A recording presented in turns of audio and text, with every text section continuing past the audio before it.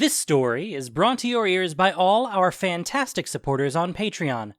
To get in on the action yourself, with bloopers, extras, and the occasional early story, join us at patreon.com/voiceofallmtg.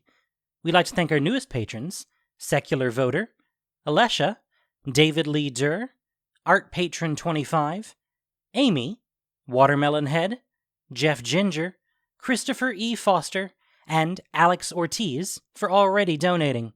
For more stories or just a chat, visit voiceofallmtg.com or find us on Twitter at voiceofallmtg. And now, Voice of All presents Race to the Marasa Skyclave, Episode 2 of Zendikar Rising by A.T. Greenblatt.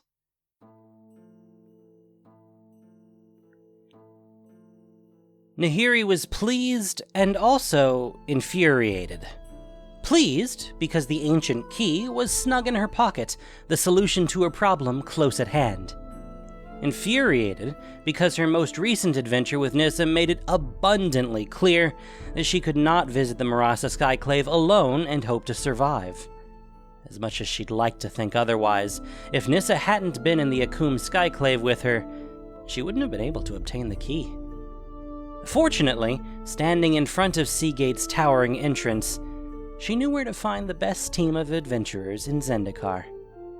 It had been a long time since she last visited Seagate. It didn't look quite the same as she remembered. The war with the Eldrazi razed the original city to the ground, and though Seagate had been rebuilt, there were still scars on its buildings, and on its people. Guilt hounded Nahiri as she strode through the streets, and she kept her gaze fixed straight ahead. She did not linger at the magnificent lighthouse towering over the city's entrance, or peruse its open-air markets where humans, core, and merfolk lingered and haggled at stalls. She barely glanced at the new war memorial as she passed it by, a huge circle platform with 6 massive stone hedrons equally spaced, surrounded by pieces of the original Seagate's wreckage. Unlike the citizens of this city, Nahiri didn't need a huge monument to remind her of what she'd lost. As she drew closer to the guilds, the streets became narrower, filling with the scents of fresh fish and grilled meats from taverns. Hawkers and hungry mercenaries approached her, but quickly changed course when they caught the look in her eye. She did not have time to waste with the ordinary adventurers. The key in her pocket weighed heavy. When she arrived at the Seagate Expeditionary House and pushed through its wrought iron door, she was struck immediately by the noise, the heat, and the smell of stale ale and travelers. It was not a large space, and was crammed with people from all races, seated at battered tables with tankers, or in heated debates as potential clients haggled with adventurers. And in the middle of the chaos, like an eye of a storm, sat Kesenya, the head of the Expeditionary House. She was a tall, proud core in silver armor and rich purple clothes. Her white hair was plaited into a complex pattern, and around her neck there was a brilliant red necklace, which could only be the legendary dragon's frill. She was surrounded by patrons and admirers, all vying for her attention. When she spotted Nahiri, however, she immediately stood, offering some excuse or another to the people around her, and made her way across the room. Benefactor, always an honor to see you. I'm pleased to see my investment is flourishing. Let's speak privately. Of course. Kesenya led her to a back room that was small but well furnished, with cushions on the benches and maps of Skyclaves on the walls. A fresh round of ale was brought in and set on the table. I'll be honest. Kesenya took a seat across from her. I'm surprised to see you here. You're usually a little more aloof. I am who I need to be. Nahiri touched the key in her pocket. And now I need a brave and capable team to retrieve something very precious and very powerful. You've come to the right place. I'm assuming you had a team in mind? Nahiri smiled. 4 adventurers sat before Nahiri in the private meeting room of the expeditionary house. Akiri, a core woman who was renowned throughout Zendikar for her line slinging. A small human wizard with a large carved staff named Kaza, who was rumored to adore fire and had a mischievous twinkle in her eye. Orah, a core cleric with a long white beard and a library's worth of knowledge within his head. And Xerath, a merfolk with a shock of red hair and a braided beard. Of the 4, he was the only one not sitting at the table. Instead, he leaned against the back wall, arms crossed, watching her with an air of mistrust, and Nahiri knew instantly she would have to be cautious around him. I'm Nahiri. I've been on adventures worthy of legends. I'm asking you to join me on one of those expeditions now. The adventurers didn't reply. They all wore expressions of various levels of skepticism. Good. They don't accept things at face value. What has Kesenya told you about me? Only the basics. Akiri, Nahiri could tell, was their leader. She said you could travel to other realms. That stone obeys your command. That you're powerful enough to face down an Eldrazi, alone. Orah said, leaning forward. Is it true? I wish the last one was. Yes. Orah grinned, looking like a delighted child who'd discovered his favorite stories were real. Akiri looked behind her and exchanged a glance with Xerath. Then why do you need humble adventurers like us? Xerath straightened and came toward the table. Because I'm probably walking into a trap. There is an ancient object called the lithoform core. Nahiri paused, swallowing her pride. And I need help retrieving it. Where? In Murasa, in a newly risen Skyclave there. Nahiri noticed how the name made the adventurers lean in slightly with interest. You've heard of it, yes? They exchanged looks again. No one's been able to climb that. Kaza sounded nervous. No one's asked the best yet. Nahiri smiled inwardly as they sat up a bit taller. What's in it for us? Akiri shot him a look, but Xerath raised a hand. No. If we're putting our lives at risk, we should know what for. Nahiri's nostrils flared slightly, but she tamped down her impatience. The object I seek will heal Zendikar of all its scars. It will make this world a safe and prosperous place again, just like it was before the Eldrazi arrived. Nahiri took a long, slow sip of ale, pausing for effect. Imagine the riches and fame that will come to the people who save this world. The damage to this world is immense. I lost my entire family to the Eldrazi. I lost friends. We all lost someone. Akiri looked back at Xerath again. And I think all of us dream of a safer world. It sounds impossible. She turned and stared right at Nahiri, and Nahiri saw a spark of hope in her eyes. But if half of your accomplishments are true, maybe there is a chance. Akiri leaned back, and that brief glimmer of hope disappeared. That is, if we believe you. I don't. What's stopping us from getting the core without you? Nahiri smiled, but it didn't reach her eyes. I have the key. She pulled it out of her pocket. It was like pulling out a small star, and she set it on the table. The key pulsed brightly, and the 4 adventurers instinctively drew back. Wow. Nahiri returned the key to her pocket, reminding herself to be patient. Before we decide, maybe you'll humor me with a game? Nahiri's eyes narrowed with suspicion, but if she was being completely honest, there was a small part of her that was also intrigued. What sort of game? Xerath. A card game. He turned to Akiri. We do this with all our potential clients. Why should she be any different? Akiri frowned, and Nahiri seriously doubted that they did this with any of their clients. But she was curious. So, tell me the rules.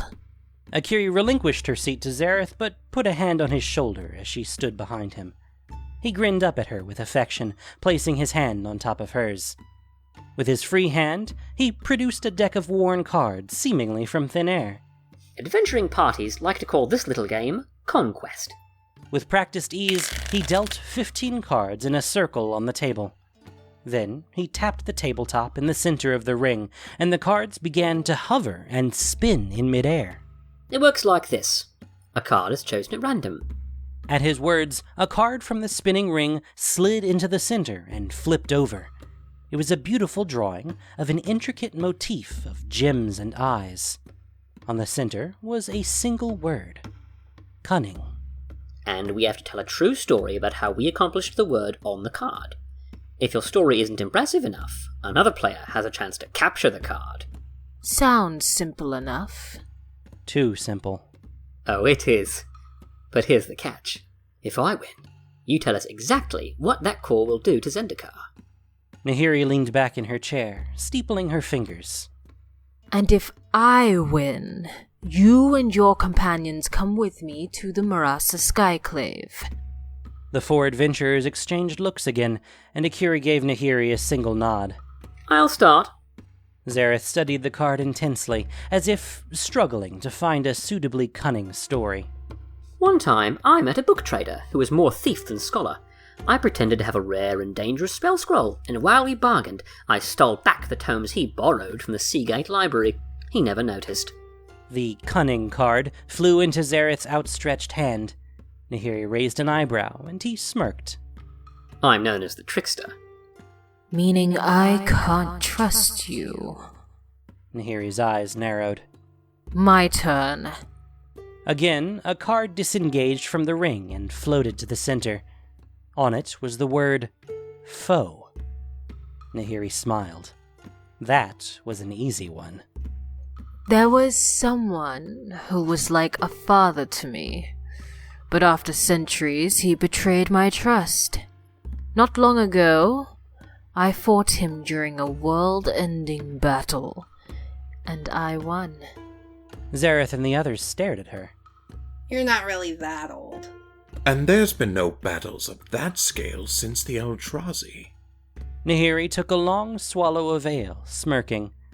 Calmly, she stretched out her hand, and the card snapped into her palm. Not in this realm, no. For a moment, Xerath's self-assuredness seemed to waver. Good. I want to play too! Kaza scooted her seat closer to the table. Her card read Victory. She launched into a tale about how she once destroyed an entire Eldrazi brood with a handful of spells and one well-placed exploding vial. But Nahiri was only half listening. She suspected there was more to this simple card game, and she waited for the trap to spring. It didn't. Until she felt something. The fingers touching her pockets were light, the barest whisper. She wouldn't have noticed it at all if the floor wasn't stone and she couldn't feel the trickster's movements through it. But when she looked up from her cards, both of his hands were on the table again. Your turn. Xerath smiled slyly. The upturned card read Power. Nahiri leaned back, studied her opponent for a long moment. Then she snapped her fingers and turned all the cards to granite.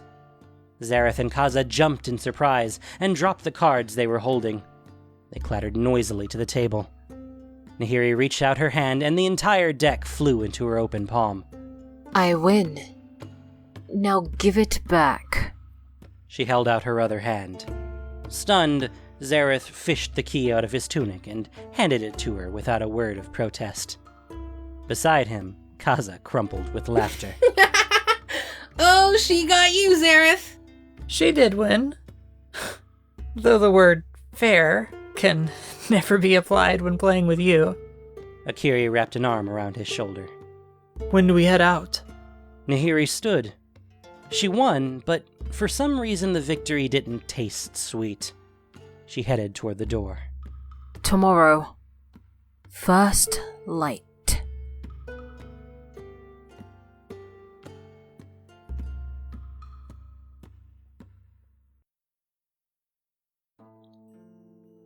Xerath cursed himself for returning the key to Nahiri. The others teased him for losing so spectacularly to the strange core woman, but they let up when he didn't answer back with his usual sarcasm. Instead, they let him be as they finished their ales and went to prepare for the journey ahead. But Xerath didn't leave. No. He sat in the Seagate Expeditionary House and nursed another drink as the hours slipped by and the crowded room emptied out. Who gave Nahiri the right to change his world anyway? It was close to midnight when he was the only one left. Well, him and Kesenya, which suited him just fine. Xerath wondered if the house leader ever slept. Don't you set out in the morning? Yes, but I want to enjoy this evening, just in case it's my last. Kesenya studied him for a long moment. Liar. Fine. This object we're seeking in the Murasa Skyclave? I'm worried about it. The house head didn't say anything, just gestured for him to continue. She said she was going to change Zendikar with it. Return it to the way it was before the Eldrazi were imprisoned here. You make that sound like it's a bad thing, trickster. You've seen those ancient ruins. The anger he'd been bottling up all day had begun to leak out. Do you think there will be any place for people like us in a world of fortresses and armies? For the first time he could ever remember, the house head didn't look sure. It's not that simple. Nahiri is more important than she seems. Xerath shook his head. All I'm asking you to do is find a buyer for the core who's rich and stupid. Someone who won't actually use it. I'll handle the rest. Kesenya hesitated, conflicted. Get me the core. And I'll consider it. Xerath smiled. It wasn't a yes, but it wasn't a no either. It was good enough for him. For now.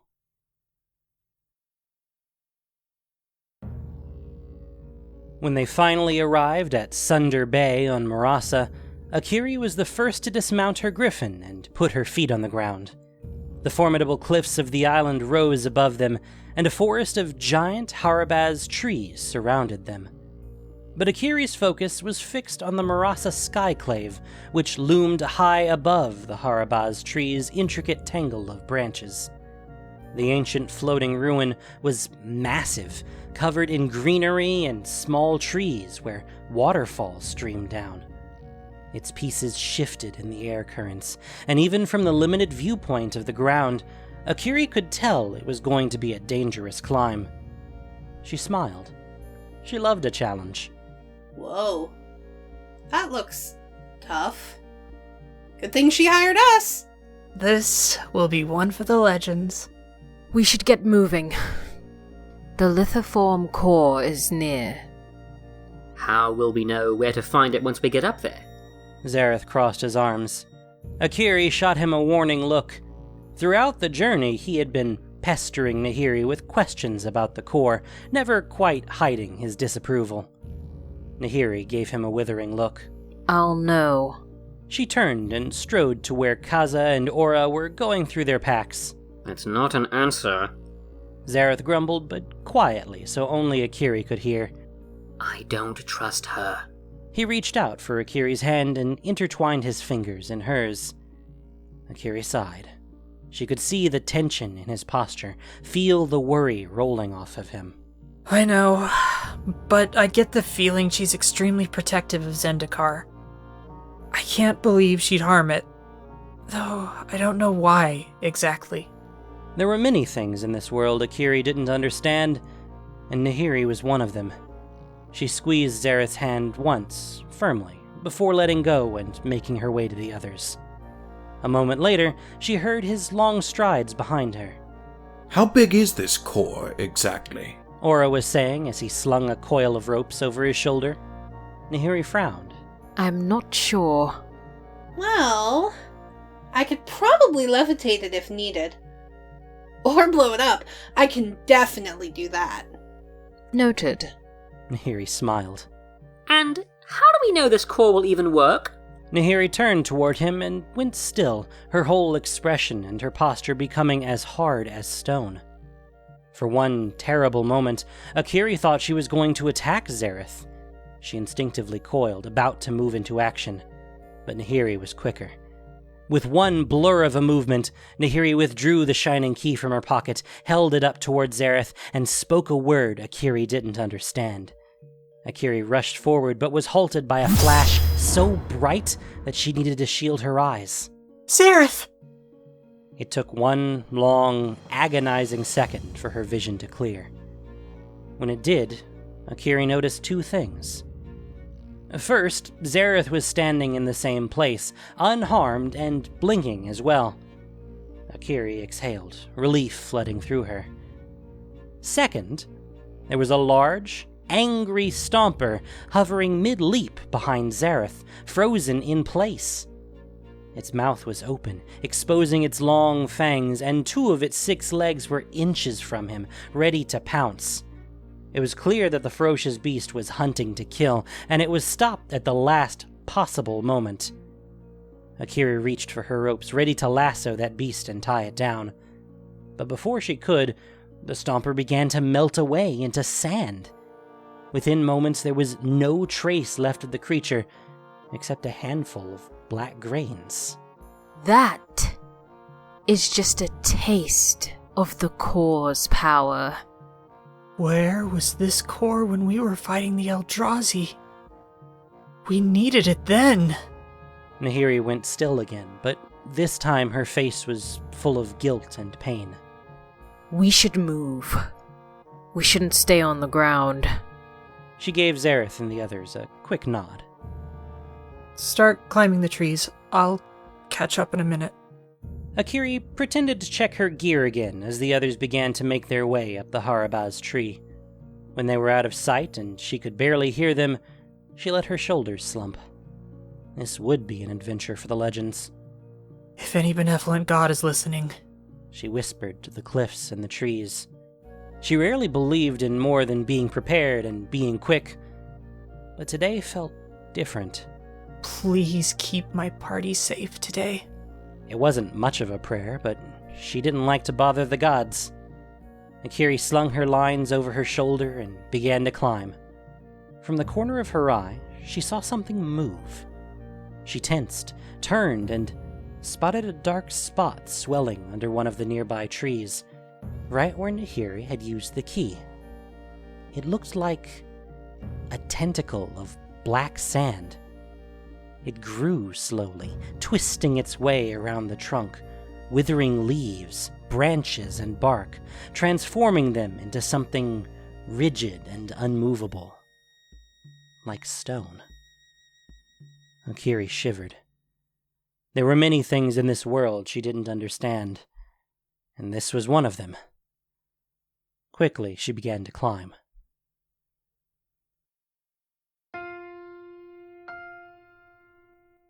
When Jace arrived in Seagate, he wondered if he was beginning in the right place. He knew from what Nissa told him on Ravnica that Nahiri was here on Zendikar, and he deduced that Nissa returned to this plane as well. The question was, of course, where? Seagate, he reasoned, was a good place to start. He hadn't been here since the battle with the Eldrazi, when the city was practically razed to the ground. Then the lighthouse tower at the entrance had been shattered, and corruption had spilled all over the city streets in Kozilek's wake. Now, the lighthouse was rebuilt, tall and proud, and the streets were gleaming and clean. Jace walked through them, hoping that he'd run into Nissa, that he'd be able to make things right with her again.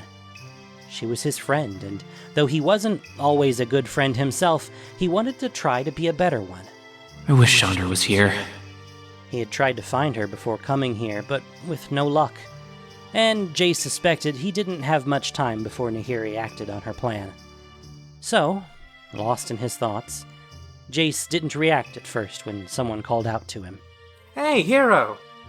You were one of the defenders of this city during the war, right? Jace turned and saw a woman approaching him. She wore light armor of leather and metal, colored red and gold, with a leaf green cloak.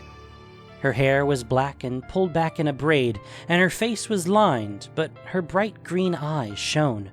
Or one eye, rather. The right half of her face was a twist of scars that Jace recognized as wounds from corruption. Her right hand was curled, and she had a slight limp.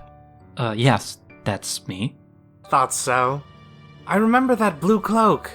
I was fighting not far from you. You were? Jace searched his memories, but there had been so much chaos that day. So much ruin. Yeah, I was holding back a swarm of broodlings. Was doing great, too. Until the corruption got me. She shrugged. I'm sorry. He was unsure of what to say. Suddenly, he wished he and the other planeswalkers had been quicker, more decisive during that fight. The woman gave him a curious look. Don't be. I managed to help a dozen people escape before they got me. And if I had to make that choice again, I wouldn't change it. She grinned, and Jace had to admit it was a charming smile. My name's Mara. I'm on my way to the memorial. Would you care to join me? I'd be honored. And he meant it. Together, they walked to the massive platform with its 6 upright hedrons. Together, they knelt at the base of one. He could hear Mara murmuring, asking the friends she'd lost in the fight for forgiveness, for not being able to save them, for outliving them. Jace's chest constricted. He didn't know which of his friends he should beg forgiveness from.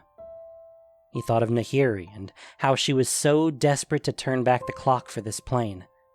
He thought of Nissa, who blamed herself for trying to do what was right for the world she loved. He thought of Gideon, who gave himself up willingly for this plane. I'm guilty too, but I will make it right.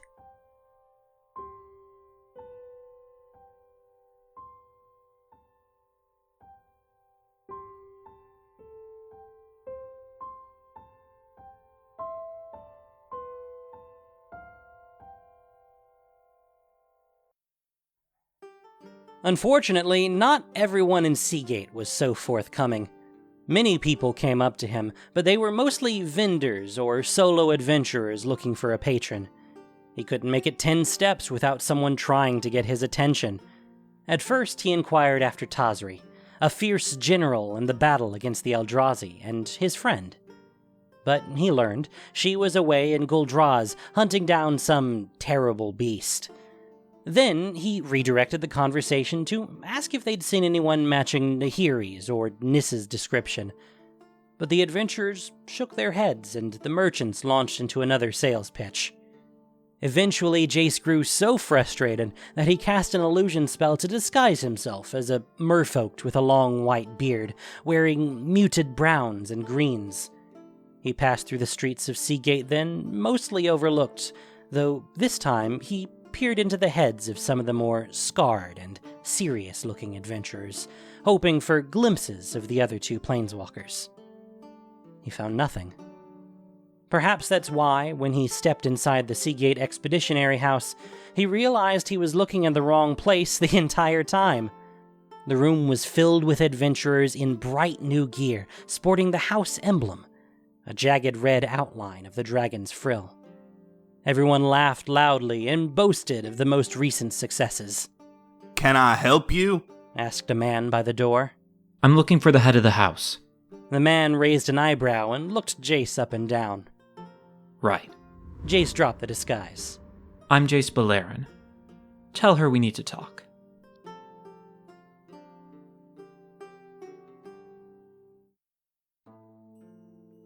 The head of the Seagate Expeditionary House sat across from Jace in one of the private rooms, and Jace could immediately sense her wariness. I wonder why. He fought the urge to peek in her head. The room was comfortable, with soft cushions and tea set before him. There were maps on the wall and ink and parchment in the corner for contracts. I'm here to help. He realized he was going to have to earn her trust. Somehow. Kesenya raised an eyebrow. Help how? Jace relayed what Nissa told him about the core.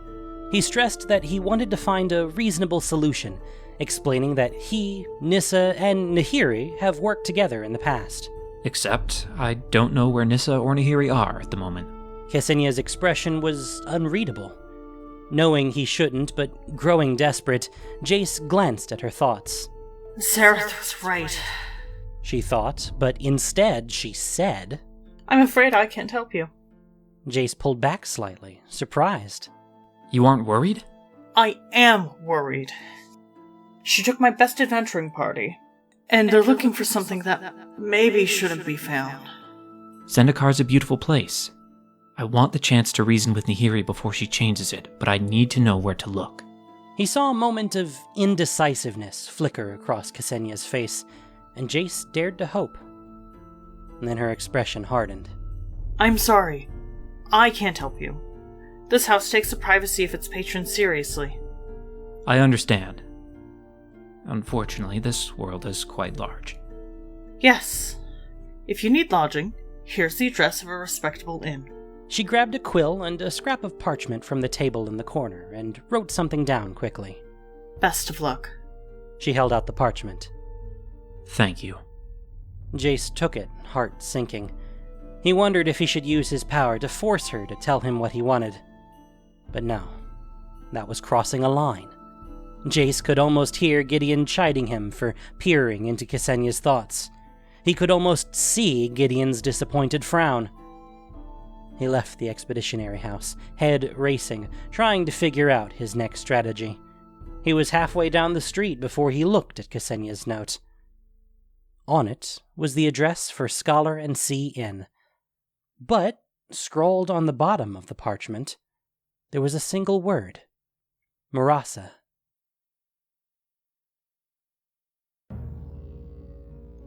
Jace had traveled to many planes and many places, but Marasa was different from any island he'd ever been to before. He wasn't sure he liked it. For starters, the cliffs around him were dizzying, taller than the highest towers of Ravnica, and their sheer white stone face promised danger. Around him, massive Harabaz trees soared up into the sky, and the roots spanned like arches around him. His boots sunk slightly into the damp, coarse sand on the ground, and the smell of brine and kelp was almost overwhelming. Jace shivered. The Sunder Bay reminded him too much of being trapped in the jungles of Ixalan. He wished he'd been able to bring Chandra or another member of the Gatewatch with him here, but no one had answered his call. Fortunately, he could see the Skyclave above him, though it was far up, and the trek looked treacherous. Well, I do love a challenge. If his time on Ixalan had taught him anything, it was how to build calluses on his hands. He heard it before he saw it. Something large was tearing through the flora behind him, its heavy footfalls making the ground quiver. Jace turned just in time to see a huge, ravenous monster emerge from the trees. It had 6 gnarled legs, a crab-like torso, and its back was filled with large, pale mushrooms. Oh, not now! Jace turned himself invisible. The massive creature halted, turning this way and that. It brought its grotesque forearms together with a loud clap, causing the clusters of mushrooms on its back to quiver and shake. And then it turned its massive body toward him, and charged. Jace rolled out of the way. An instant later, the creature smashed into a tree behind him. Damn it!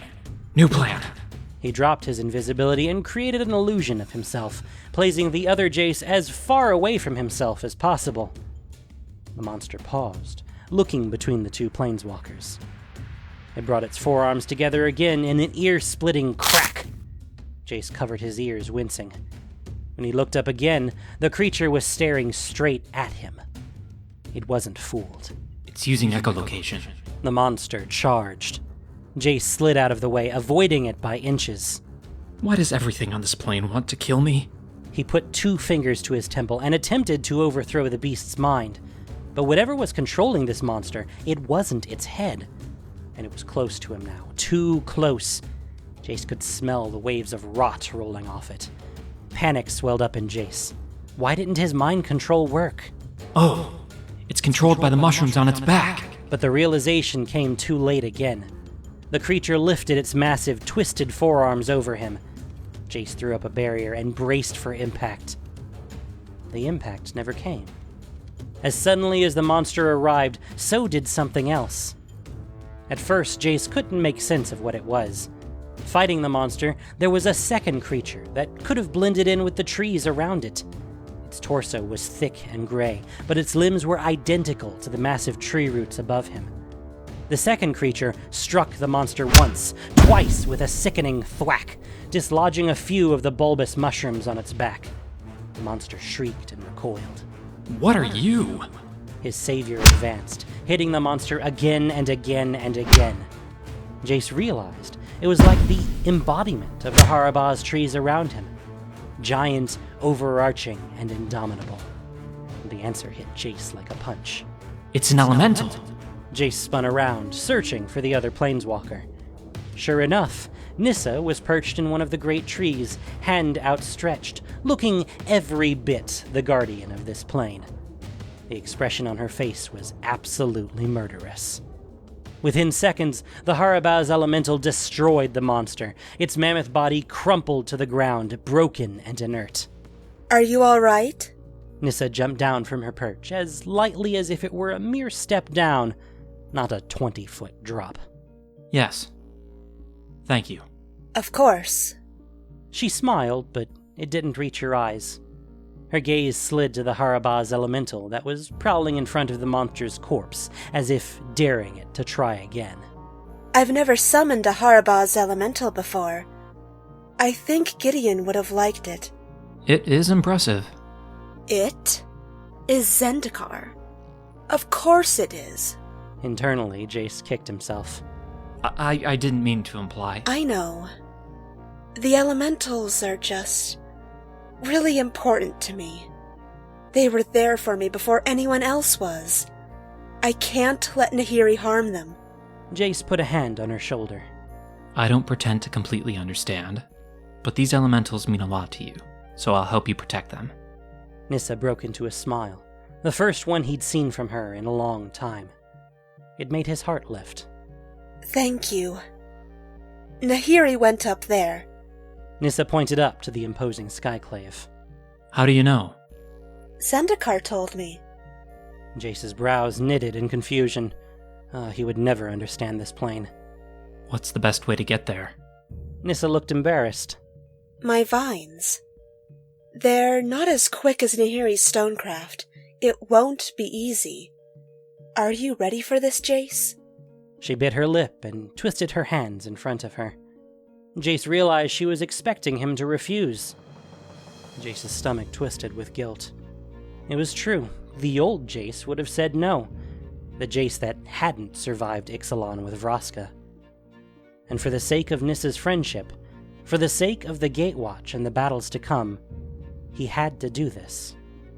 Yes. I'm ready.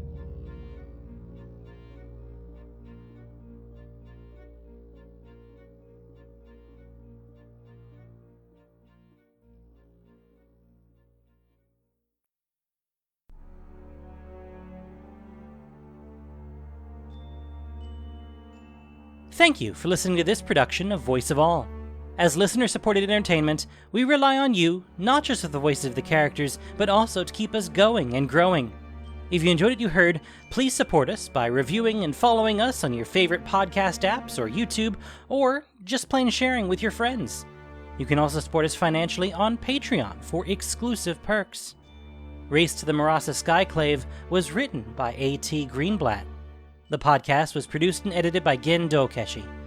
This week's story featured the voice talents of Astaroth 24, Arden Hughes, Tristan Sellers, Grace Noir, Sean Thomas, Tsukino Kage, Isa Martel, Penny, Joe Loaf, and Base Jalarin. Voice of All is unofficial fan content, permitted under the Wizards of the Coast fan content policy. Magic the Gathering is copyright Wizards of the Coast. Thanks so much for listening. And y'all have a great day!